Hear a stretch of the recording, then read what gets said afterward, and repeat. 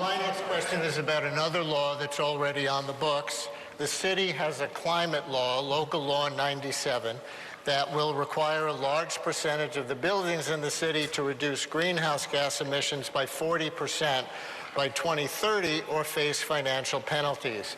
As you know, some co-ops, condos, and landlords are afraid of crushing expenses, but buildings account for 70% of the city's climate pollution emissions, so reduction would need to include that sector.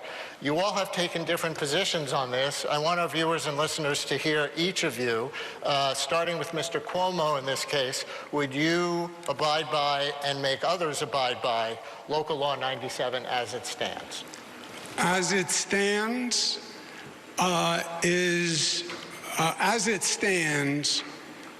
you're going to have to be flexible in the application. What's going to happen now is many companies will just pay the fine because it's cheaper than actually following the rules. And that's the last thing you want. That accomplishes nothing, right? It's just another tax, in essence, on these units.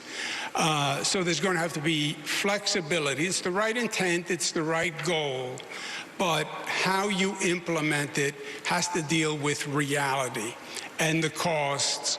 Again, otherwise, I can tell you, I've had this conversation with many of them. They're not even going to try. They're just going to pay the fine. What kind of flexibility, if you could be It's going to be timing, and what do we mean, and can it be phased in? Mr. Mamdani. The climate crisis is one of the most pressing crises facing this city, and we deserve to take it on with the urgency it requires. It is right now easier to pay the fine than to actually comply with this legislation. We have to ensure that we make it easier for condo and co-op owners to follow these laws, and we do that by eliminating the application fees for J51, by extending that tax credit, by also creating a one-stop shop in New York City government that procures at a large scale heat pumps and the very kind of infrastructure needed to comply. We've seen this happen before with clean energy work that's been done in Woodside houses. It's time to bring that kind of work right here so that we can ensure full compliance with Local Law 97. I read that you're proposing the city buy those heat pumps and other tech in bulk and give them to landlords and other buildings for free. Is that accurate? No, it's to actually ensure that they can afford the cost of these things by purchasing using an economy of scale. Thank you, Mr.